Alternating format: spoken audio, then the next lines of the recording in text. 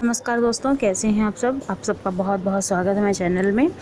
और मैं वीडियो लेके आती हूँ आप लोगों की रोज़मर्रा की ज़रूरतों से संबंधित वीडियो होती है जो भारतीय सभ्यता और श्रद्धा से परिपूर्ण होती है। अगर आप लोगों को वीडियो अच्छी लगती है तो आप लोग चैनल को ज़रूर सब्सक्राइब कीजिए और बेल आइकन भी प्रेस कीजिए, जैसे कि आप लोगों को इसी तरह की नई नई वीडियो, नई नई जानकारियाँ मिलती रहें। आज की हमारी वीडियो है पितृपक्ष में कैसे पूजा करें, कैसे श्रद्धा भाव अर्पित करें अपने पितरों को, और इसकी जो तिथि है वो कब से कब तक है, इसमें क्या क्या चीज़ें करनी चाहिए, ये सारी जानकारियाँ मैं आपको दूंगी। हिंदू धर्म में पितृपक्ष का बहुत ज़्यादा महत्व होता है। पितृपक्ष को हम श्रद्धा पक्ष के नाम से भी जानते हैं। पितृपक्ष में पितरों का श्रद्धा और तर्पण किया जाता है। धार्मिक मान्यताओं के अनुसार पितृपक्ष के दौरान पितर संबंधित कार्य करने से पितरों को मोक्ष की प्राप्ति होती है। इस पक्ष में विधि विधान से पितर संबंधित कार्य करने से पितरों का आशीर्वाद हमें प्राप्त होता है और हमारे पूरे परिवार को प्राप्त होता है। जो पितृपक्ष होते हैं इसकी शुरुआत भाद्र मास के शुक्ल पक्ष की पूर्णिमा तिथि से होता है। आश्विन मास के कृष्ण पक्ष की अमावस्या तिथि पर पितृपक्ष खत्म हो जाता है। इससे तो साल में 12 अमावस्या आती है और हर अमावस्या को अपने पितरों के लिए कुछ न कुछ तर्पण करना चाहिए, कुछ न कुछ उनके लिए श्रद्धा भाव रखना चाहिए।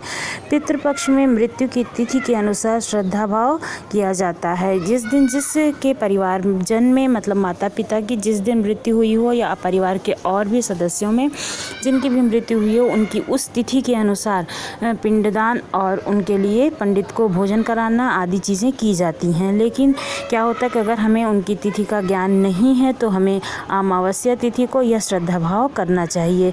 इस दिन सर्वपितृ श्रद्धा योग माना जाता है।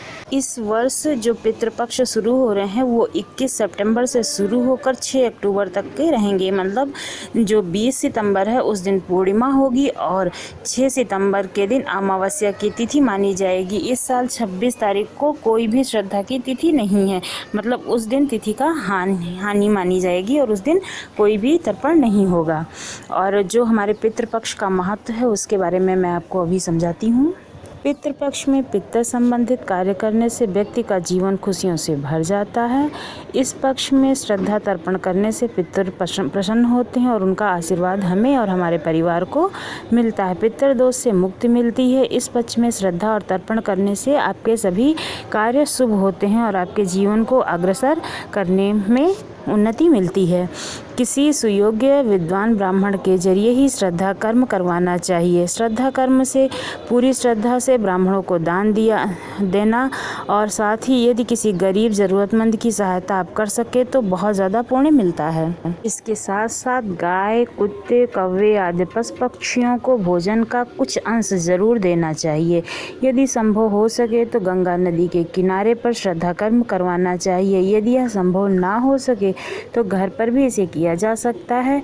जिस दिन श्रद्धा को उस दिन ब्राह्मणों को भोज अवश्य कराएं। भोजन के बाद दान दक्षिणा देना और उन्हें संतुष्ट करना ये हमारी जिम्मेदारी होती है। अर्थात अगर आप गंगा नदी के आसपास हैं तो हो सके आपसे तो आप गंगा नदी के आसपास अपना तर्पण वगैरह करें। अगर नहीं हो सकता है तो आप घर पर भी कर सकते हैं। आप अपनी यथाशक्ति के अनुसार ये सारी चीज़ें कर सकते हैं, बस मन में आपके श्रद्धा होनी चाहिए।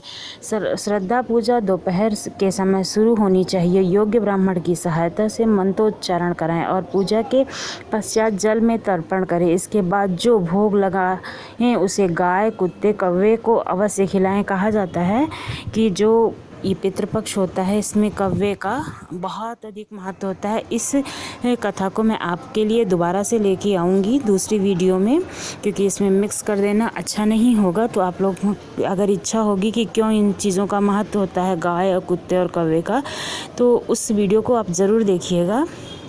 जब भी हम गाय, कुत्ते और कौवे को भोजन दे रहे हों तब अपने पितरों का स्मरण ज़रूर करें, यानी कि उन्हें याद ज़रूर करें और मन ही मन उन्हें श्रद्धा भाव ग्रहण करने का निवेदन करें। तो ये थी पितृपक्ष से संबंधित संपूर्ण जानकारी कि किस तरह से हमें तर्पण करना है और अपने पितरों को याद करना है और कब से कब तक पितृ पक्ष रहेगा। तो आपको ये जानकारी कैसी लगी ज़रूर बताइएगा और इसी तरह की नई नई जानकारियों के लिए, नई नई वीडियो देखने के लिए हमारे चैनल को सब्सक्राइब करना बिल्कुल भी ना भूलें और बेल आइकन ज़रूर